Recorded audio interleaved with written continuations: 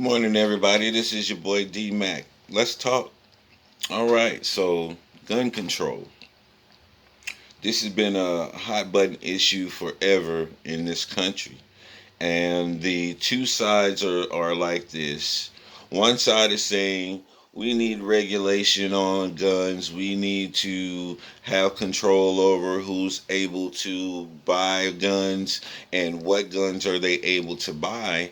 And the other side is like this. You're not going to control what guns I'm able to buy and how many guns I'm able to buy because the Second Amendment allows me the right to be able to arm myself against a rogue government. And being that our government is becoming very rogue at this time, a lot of us are not giving up our gun rights. And I will say we, because I am in support of owning weapons. I am in support of being able to being able to defend myself and my family against this rogue government that we are seeing our government become at this time. And there's no denying that our government is becoming a rogue government.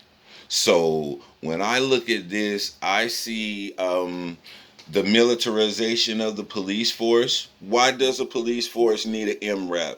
When we were in Iraq and we had those MRAPs, that was to stop IED. That's why we had MRAP, something to protect us from IEDs. And even then, we weren't fully protected, but we had MRAPs to protect us from explosions. How many drug dealers out here in the streets have IED explosives? How many drug dealers out here in the streets have grenades and missile launchers and things of this nature that a police force would need an MRAP? They don't. All of the equipment, the military equipment that we used in Iraq in 2010, 2011, Operation New Dawn, the police forces in the United States have them right now. Yeah, so the militarization of the police force, the government becoming rogue, and we see that they are. I have every right and every inclination in the world to protect me and my family, and I'm gonna go out and get every weapon at my expense to do that. So I'm not gonna go and just get me a handgun when they have M4s and they have all of these different weaponry from the military. I'm going to go out and find me something military grade equal to or greater that is going to give me a chance if it ever comes down to us against the government. This is a reality that we really have to look at because we're no longer the United States of old. We're a country that is evolving, and the people are starting to wake up. And as the people are waking up to what they've been lied to about for all these years, some people are getting angry. And it's not just the citizens that are getting angry. The people who have been keeping this lie going are also getting angry too, because now that we're in the age of information and they're not able to pull the wool over our eyes like they used to, because information is right at the touch of our fingers and we can debunk things in real time, they're angry because their grip of control is starting to weaken. The grasp that they've had on the country is starting to weaken now because we know better and we see better and we're starting to act accordingly. And so now that we're questioning the government and we're moving closer towards dissension in this government, the people aren't, we're not certain.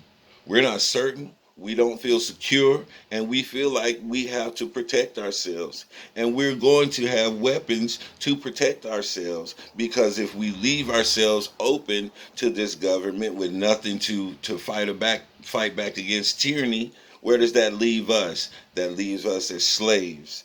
And I don't know about you, but my people been slaves for long enough. I'm tired of the slavery, and if there's anything that I can do to stop this from going any further, then guess what? That's what's going to happen.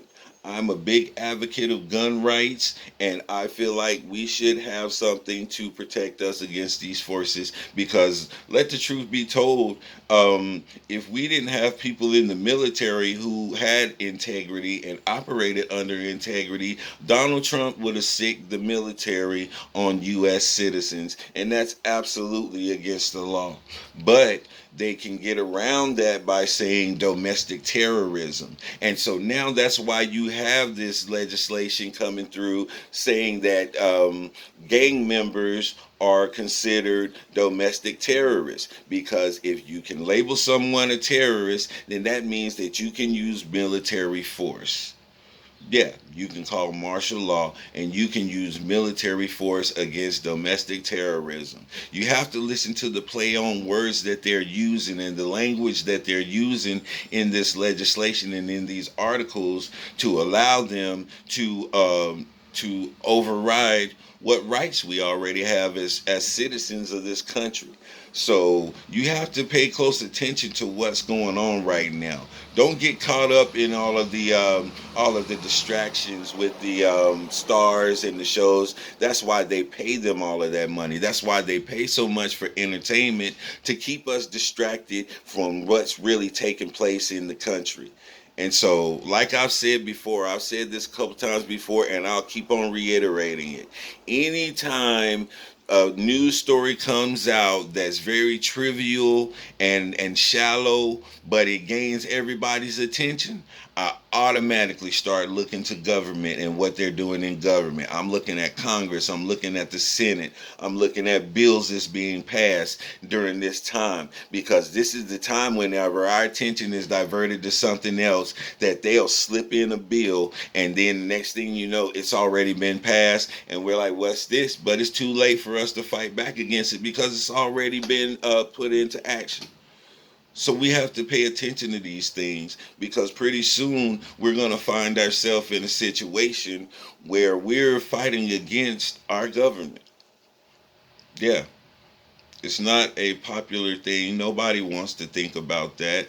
But if you look over the past few years and the actions that have taken place, I can go back about 10 or 15 years ago, and I can remember looking at other countries, what we consider third world countries, and the fights that they were having against their government and the issues that they were having with their government.